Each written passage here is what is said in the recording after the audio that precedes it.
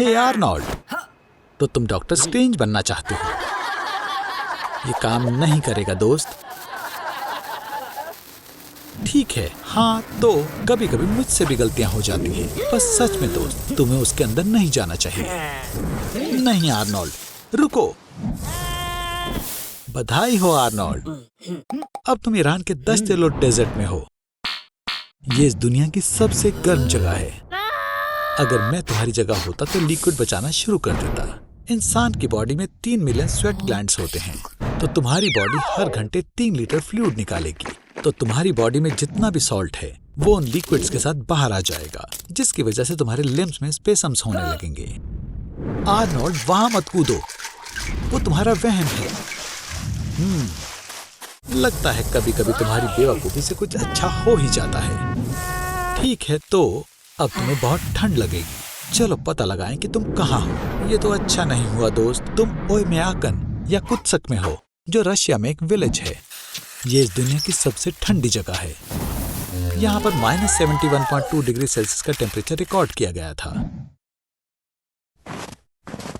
Yikes, statistics के हिसाब से यहाँ हर साल 140 लोग हाइपोथर्मिया से मर जाते हैं।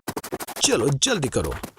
इंसान की बॉडी का टेम्परेचर 36.6 डिग्री सेल्सियस होता है, पर इतनी ठंड में वो कम हो जाएगा। और कैसे? और तुम्हारी बॉडी गर्म होने की कोशिश करेगी और वो ऐसे शिवर करती है। फिर तुम्हारी याददाश्त जाने लगेगी और फिर तुम्हारा दिमाग। पर वैसे आर्नोल्ड, तुम्हारे लिए तो ये आम बात है और तुम्हें ऐसा लगेगा कि तुम्हें गर्मी लग रही है। आर्नोल्ड दोस्त, तुम्हें अपने पैर स्टैम्प करने शुरू कर देने चाहिए, वरना तुम मर जाओगे। चलो भी आर्नोल्ड, तुम कर सकते हो। बहुत बढ़िया दोस्त। वो कहाँ चला गया? तो वो यहाँ है। ठीक है, मैं तुम्हें नहीं उठाऊंगा। आज तुमने बहुत कुछ सहा है। अच्छे सपने देखो दोस्त। आर्नोल्ड, उठो, मेरे पास तुम्हारे लिए एक सरप्राइज है। जरूर तुम जानते होगे कि मैं तुम्हारे सोशल फोबिया से लड़ने में तुम्हारा साथी हूँ, तो मैंने तुम्हारी मदद के लिए तुम्हें लोगों से दूर ले जाने की सोची थी। साफ साफ बोलूं तो माउंट एवरेस्ट के ऊपर। इस पहाड़ का दूसरा नाम चोमुलुंगमा है और वो इस प्लेनेट अर्थ का सबसे ऊंचा पॉइंट है। वैसे बस बता रहा हूँ, पर तुम्हें मुझे $50,000 देने हैं। ये वहाँ तक जाने का एवरेज प्राइस है। वहाँ ऊंचाई पर गुजारा करने के लिए तुम्हें टॉप लेवल के सामान की जरूरत पड़ेगी, क्योंकि वहाँ बहुत कम ऑक्सीजन और ठंड होती है। नीचे जाओ जल्दी, कम से कम 1 किलोमीटर तो जाओ। जल्दी करो आर्नोल्ड, पर जितना धीरे हो सके उतना धीरे उतरना। वहाँ सामान्य ऑक्सीजन की सिर्फ 1/3 ऑक्सीजन होती है। अपनी ताकत बचाने की कोशिश करना। हवा की कमी की वजह से दिमाग भी समय का अंदाजा सही नहीं लगा पाता। 3 घंटे में सिर्फ 5 मीटर उतरना मुझे तो काफी धीरे लग रहा है। किस्मत से ऊपर हवा भी 200 मीटर प्रति सेकंड तक पहुँच जाती है और उससे हमें मदद मिल सकती है। तुम बस 3 मिनट में 8 किलोमीटर उड़कर चले जाओगे, पर सावधान रहना, तुम्हारे रास्ते में चट्टानें आ सकती हैं। तुम्हारी किस्मत अच्छी थी, तुम कचरे में आकर गिर गए। एवरेस्ट के यात्री पहाड़ पर इतना कचरा छोड़ जाते हैं कि सरकार ने 1 किलोग्राम कचरा इकट्ठा करने पर $2 का इनाम रखा है। मुझे लगता है तुम मेरे $50,000 चुकाने की कोशिश कर रहे हो। आर्नोल्ड, इतनी तेजी से सांस लेने की कोशिश ना करो। -60 डिग्री सेल्सियस में तुम्हारे लंग्स भी सूखने लग जाते हैं। पहाड़ों की खांसी इतनी खतरनाक होती है कि तुम्हारे रिब्स भी टूट सकते हैं। मुझे माफ करना आर्नोल्ड, पर क्लाइंबर्स माउंट एवरेस्ट से लाशों को नहीं हटा सकते। ये नामुमकिन है। इसकी बजाय वो लाशों का इस्तेमाल माउंटेन पीक की ऊंचाई नापने के लिए करते हैं। खैर आर्नोल्ड, कम से कम तुम्हें कुछ जरूरी काम करने को तो मिला। मुझे लगता है तुम यहाँ आकर बहुत खुश हो दोस्त, खासकर जब तुम एक जमा देने वाली ठंडी जगह से आए हो। पर मुझे लगता है कि तुम इसके कुछ ज्यादा ही मजे ले रहे हो। हेलो आर्नोल्ड, तुम्हें ऑक्सीजन की कमी की वजह से भ्रम दिखाई देने लगे हैं और कोई तुम्हें कैंप फायर तक ले आया। मुझे खुशी है कि तुम उठ गए, पर हमें अभी भी 6 किलोमीटर और चलना है। बदकिस्मती से मुझे नहीं लगता कि तुम्हारे पास घर जाने जितनी ताकत बची है। पर रुको आर्नोल्ड, मेरे पास एक आइडिया है। तुम मार्को सिफ्रेडी का कमाल दोहरा सकते हो। 2001 में वो माउंट एवरेस्ट से स्नोबोर्ड पर उतरे थे। मुझे तुम पर विश्वास है आर्नोल्ड।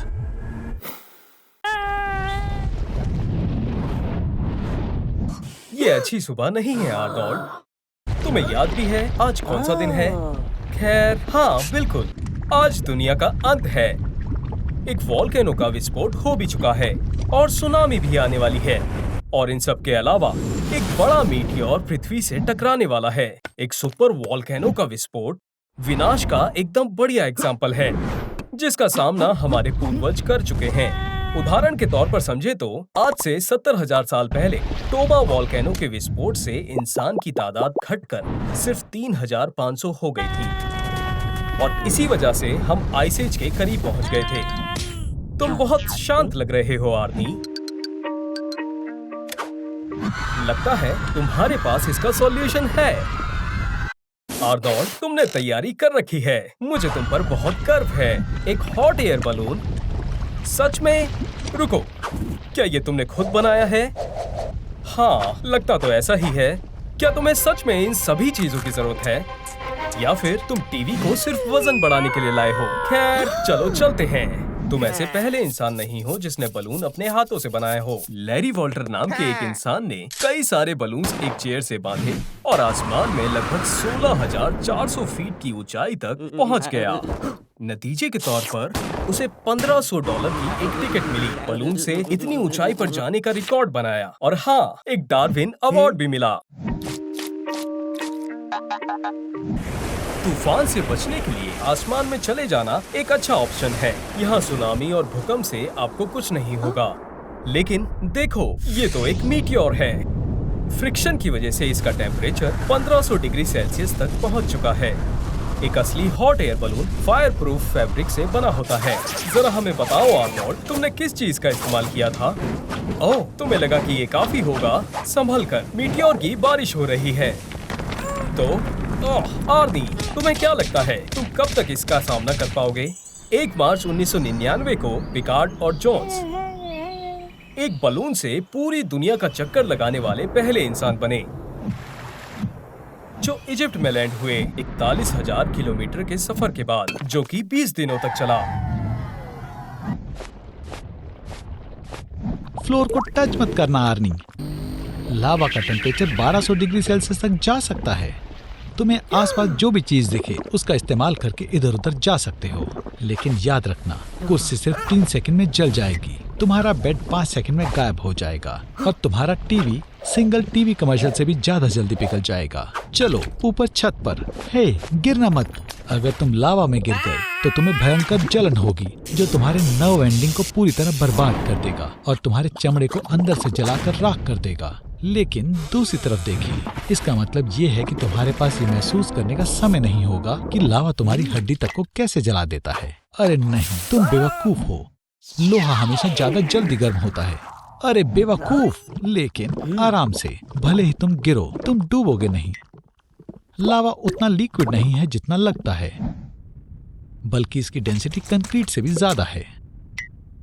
जहां तक लावा पर चलने की बात है, तो तुम्हें बस खास एस्बेस्टस जूतों की जरूरत होगी, जैसे जियोलॉजिस्ट इस्तेमाल करते हैं। वाह, ये गर्म हो रहा है। इस टेम्परेचर पर ओशंस का सारा पानी उबल जाएगा और मछली के सूप के एक बड़े पॉट में बदल जाएगा। ये दुनिया की आखिरी मछली को बचाने का समय है। लेकिन असल में सबसे बुरी चीज गर्म लावा नहीं है, बल्कि तब क्या होगा जब ये ठंडा हो जाएगा। जैसे जैसे टेम्परेचर घटता है, लावा स्टीम और गैस के एसिड क्लाउड बनाता है और उनमें छोटे छोटे कांच के टुकड़े होते हैं, जो इंसानों के लिए खतरनाक होते हैं। लेकिन फिक्र मत करो, जल्दी पूरी दुनिया हवाई आइलैंड में बदल जाएगी, जो वोल्केनिक इरप्शन के बाद बने थे। सपना सच हो गया आर्नी, अब तुम हवा में रहते हो।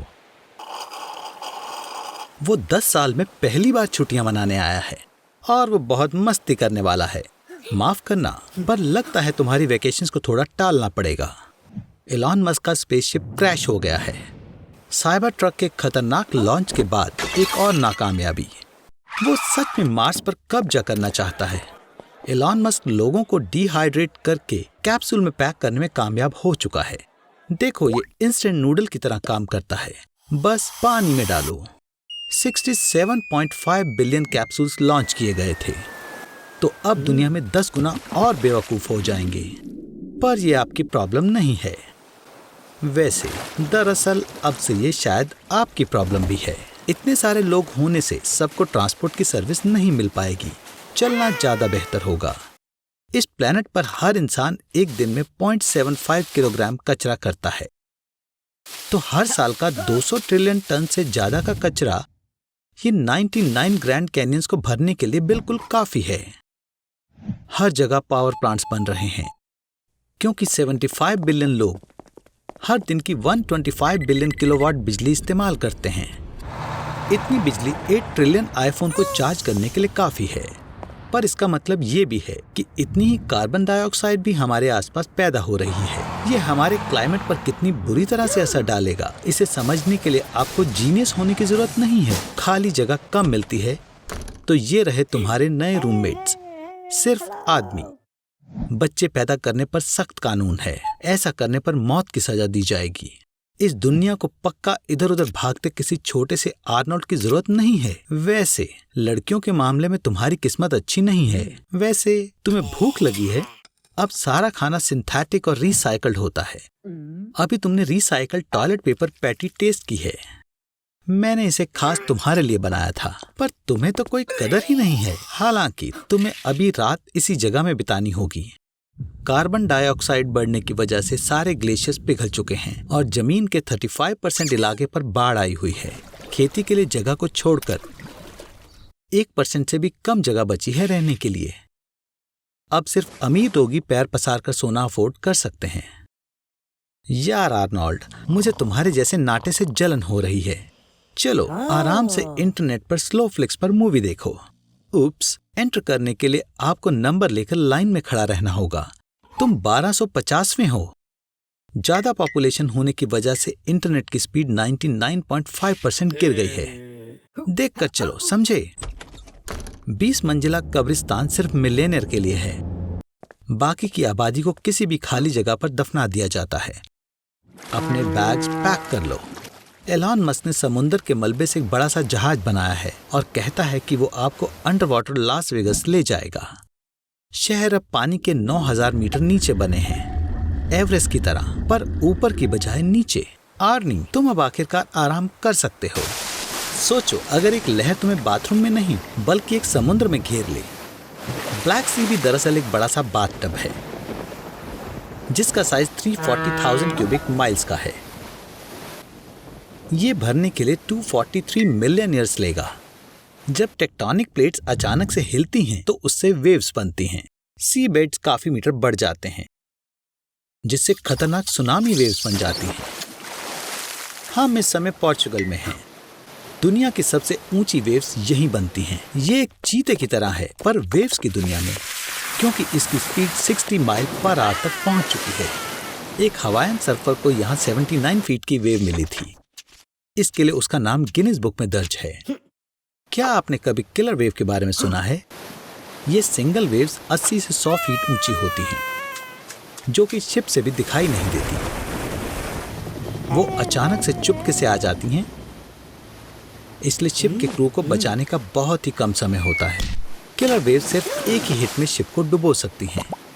यहाँ तक कि कॉनर मैकग्रेगर को भी ऐसी हार से जलन होती है। सबसे लंबी वेव्स 1958 में अलास्का की लिटिया बे में रिकॉर्ड हुई थी। वेव 100 फीट की ऊंचाई पर पहुंची थी और बे के आसपास के पहाड़ों को कवर कर गई, जिसकी वजह से सी लेवल से 1700 फीट की ऊंचाई के खेत भी खराब हो गए। और ये 5.5 स्टैचू ऑफ लिबर्टी की हाइट है। किनारों पर प्रकृति खुद सुनामी आने की चेतावनी देती है।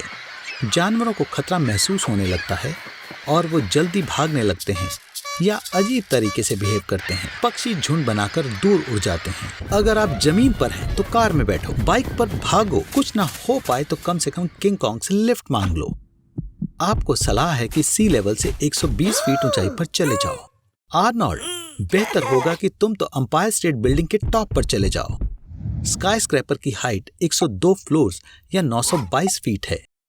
एलिवेटर 700 फीट पर मिनट की स्पीड से ऊपर जाती है, तो तुम्हारे पास पक्का समय है। ओह खैर, ये भी मुमकिन है। पानी के अंदर चिल्लाओ मत, नहीं तो तुम्हारा दम घुट जाएगा। अब अर्थ पर दिन 1 साल के बराबर होगा और ये 29.78 किलोमीटर पर सेकंड की स्पीड से सूरज का एक चक्कर लगाएगी। दिन के समय में सूरज उगने से छिपने तक 6 महीने लगेंगे। जिससे तेज गर्मी होगी, और बाकी के 6 महीने रात होगी जिसमें बहुत ठंड होगी और तापमान -55 डिग्री तक रहेगा। अर्थ के रुक जाने से उसकी सेंट्रीफ्यूगल फोर्स इक्वेटर पर हाई हील्स बनाएगी जो कि बाद में गायब हो जाएंगी, जिससे कि इक्वेटर पर एक सॉलिड रिंग रह जाएगा जो कि 2 बड़े बड़े ओशंस को अलग कर देगा। अफसोस की बात है कि यह सब अर्थ के घूमने से रुक जाने की वजह से होगा। आखिरकार अर्थ की मैग्नेटिक फील्ड बड़े से मॉल्टेन मेटल स्फीयर और रोटेट होने के साथ बनती है। मैग्नेटिक फील्ड प्लैनेट को रेडिएशन से बचाती है। तो अब यह सरफेस पर होना बहुत खतरनाक है।